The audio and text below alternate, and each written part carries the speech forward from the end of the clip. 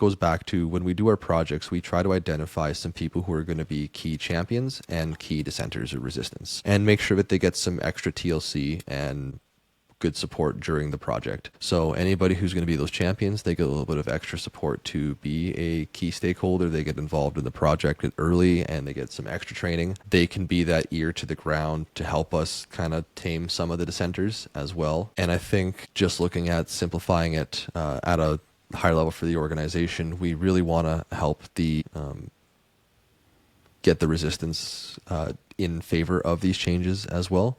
And by doing that, like, we want to make sure that we spend some extra time with them. We really try to understand their actual concerns, because many times we find some people are, banging their fists in the air because they don't like the idea of new automation or something that's a change. But it really just a matter of helping them understand how it's actually going to save them some time, and working with those champions who intimately understand the business is really helpful, because they're often a better voice than I am. I'm a new evil, scary consultant who's coming in from the outside and is telling them they got to change all their work. Their peers saying, well, actually, it's saving me a bunch of time. This is better. This is easier.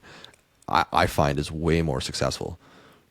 The old peer pressure tactic for organizational change management. And absolutely, it's one of the tried and proven methods for being able to help bring a culture along, is to be able to show some of the quick wins and success stories. And I know you guys work pretty hard at being able to unlock a lot of those early, to be able to show that this isn't quite as scary, or there's not as much unknown or unfamiliar about the process that you're following. So Exactly. So I like that. And I think that makes it, even just, we talk about friction, a frictionless way to be able to engage with an organization that often wrestles with the where do we get started part of the problem. So. I completely agree. But that's okay if they don't know where to get started. We have some simple ideas for some low-hanging fruit.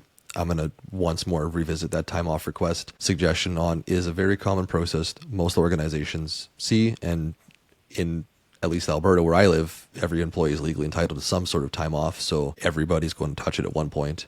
And it's a great place where they can start seeing, oh, hey, this is a little bit easier to submit this. And then it starts planting those seeds further through the organization. So I think if I would have any tip for an executive who's trying to figure out, where do we start with the automation, find one of those low-hanging processes that everybody in the organization is impacted by. Because, and it's something low risk, like time off. Like, if someone is away for the day by accident, it's hopefully not mission critical in the same sense that there's an operational problem with how you're delivering your customer service. And so I think it's something that's a nice low risk and simple process that you can try to start with, or something similar. But I think looking at those are a great place to introduce your organization to the concept of automation and how you can really simplify the day-to-day operations of your business. Excellent. Okay, we have a couple of minutes that we can take some live questions actually from people, and I've got one queued up already to begin with. If we don't have enough time to finish the questions, and we'll start with that one. If we don't have enough time to finish, right at the end, we're going to share how do we contact Blue Monarch, how do we contact Bauer Automate for a next conversation, and that's where some of the magic and interesting next steps and discussions could come. So maybe why don't we start with that first one? So Riley, your advice for integrating Power Automate with legacy systems?